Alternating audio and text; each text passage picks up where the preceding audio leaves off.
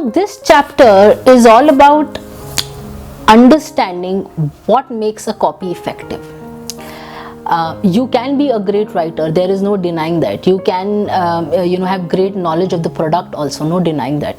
But how do you write a copy that sells? Now let's start with a ground rule, which is basic but which is very, very important, which is basically that when you write a copy, you don't have to sell the copy, you have to sell a brand or a product. So that copy may be beautifully written, but if it does not cover certain points which are relevant to the brand, it defeats the purpose. You're not going to sell the product and not going to sell the brand, which means your copy does not work. What are the points that you have to keep in mind before you arriving at writing a copy? So what goes in your head, what is the background of what every copywriter has to go through. So the first thing is clear communication. What is clear communication? There's a term that we use for it when we are teaching our interns how to delve into this world, which is display window clear. Now what does that mean?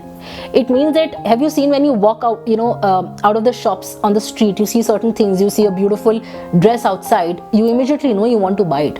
They put the best dresses out. Why do you think that? It gives you a picture of what the brand is about. I see a beautiful looking gown outside, I know, okay, this is a shop where I can go and buy gowns. This is a similar approach that you need to take with your copy.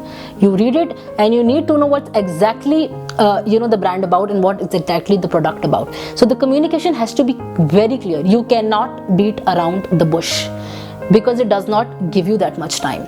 A lot of the times you are writing a banner copy, the person is just scrolling through it. The person just gets to read that copy once and either the person will click on it or not.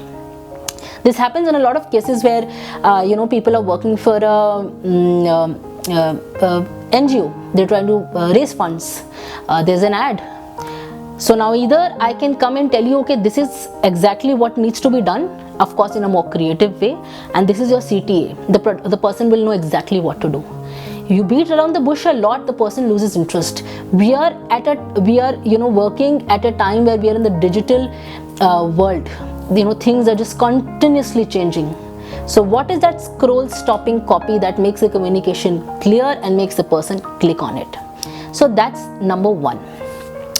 The other thing is knowing the audience. I have mentioned this before, but the importance of knowing your audience is very, very critical for a copywriter.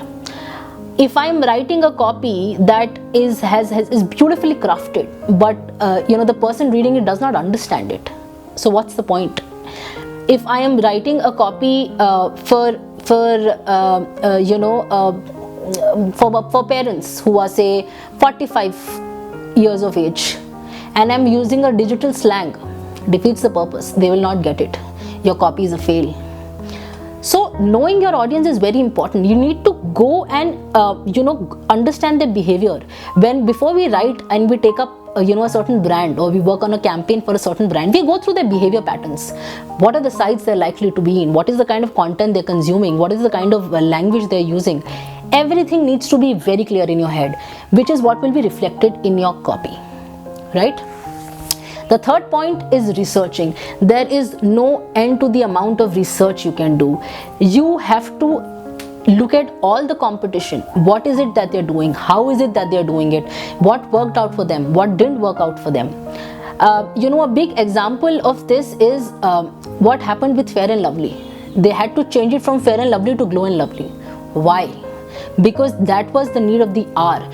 A lot of us sat actually, and a lot of agencies are doing this. They sit, they research on why that product worked for a certain years and why it won't work for a certain years.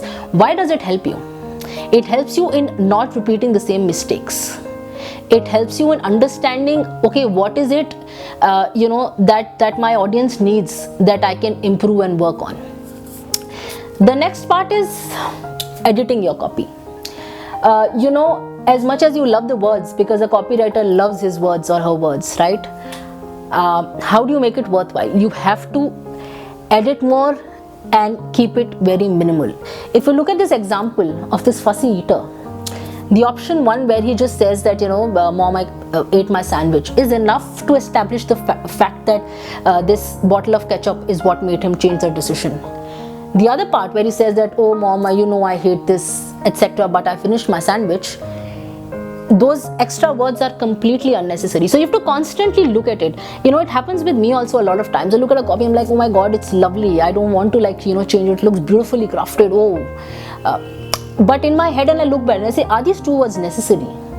Is this line supposed to be this long? Is it really necessary? No, it's not. That is where you evolve from being just any other copywriter to one that is very clear with what the brand wants and what the consumer needs. So that's the gap that you have to bridge.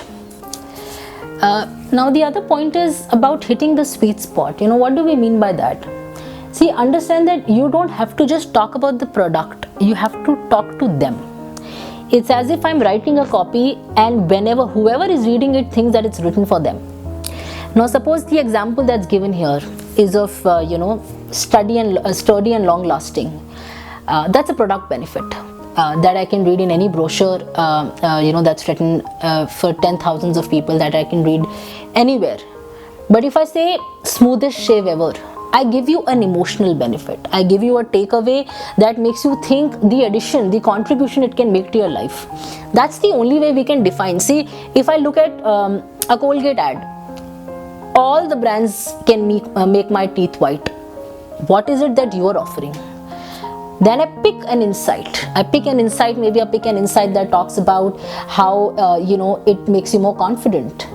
So I will not say that, okay, this toothpaste will make your teeth white. I'll say that it gives you, confidence like never before. It gives you an emotional benefit. So when you are reading it, and as a consumer, when I'm reading it, I feel like, yeah, exactly. That's what I need. That's what I need, and this is what it's giving me. That is your differentiation in this market. That is exactly why you need to hit the sweet spot. Now the other thing is, again, going back to jargons. No jargons. You look at this ad, I never read The Economist, and this is a management trainee who's 34 years of age. It's a beautiful ad. It's such a simple and impactful ad that just talks about that people who don't read The Economist never make it big. But they're not saying it like that. They're just saying it so beautifully in a creative way. That is why jargons are not your weapons. Your weapon is simplicity and impact. Clear, simple, easy words to make an impact. Now, another point to keep in mind is that you have to stay away from big fat lies. The audience is not a fool. The consumer is not a fool. They know what is good, what is bad. Before they read your ad, and if they are considering a product, they must have done a lot of research. So your tall claims will not make it just. If you read an ad that says that I have the biggest bedroom spaces ever, or something that says this is your dream house, you're more likely to be attached to an emotional benefit. Again, because they know that there isn't any differentiation. It's about how you sell it, right? And that is why it's important to not make tall claims which you cannot back up. There will be some. So if today you were to say that a bedroom space with XYZ square foot, some other brand can come and tackle that. Your brand is then gone. Nobody's going to consider it. That's exactly why you need to give them an idea that they can attach themselves to, right? Similarly, if you think of another important aspect, it's about saying something that nobody else is saying. I know it's very difficult because a lot of spaces have already been taken by a lot of brands, a lot of products, a lot of copy. Find your way. If you don't find something to say that nobody else has said before, find a different way of saying it. There are 1,000 ways of saying that, I have my clothes make you feel comfortable. You can talk about, summer season, which is where people need comfortable clothing the most. You can talk about certain adventures where people go looking for comfortable clothing. So it's very important to find, the behavior of your consumer and tackle that with your copy, right? And move on to the other thing, you have to think and expand. Now this is where we take a step back and understand that when you write the copy, you just don't go and you're like, okay, I have to write something about chocolate bars and you go and just write XYZ, nutty, crunchy, XYZ. You have to have a vision in your head, and that vision is of what you're trying to sell. This is where the word concept plays an important role. Before you sit and write the copy, in your head you have to look back and you have to think of a concept that comes with a visual representation as well. Of course, you have art partners. Of course, their role is to help you visualize it better. But when you write a copy, it makes so much sense if you have a visual concept in mind. It completes the circle. And when it completes the circle, it gives you a lot of clarity on what is it that you need to write and expand.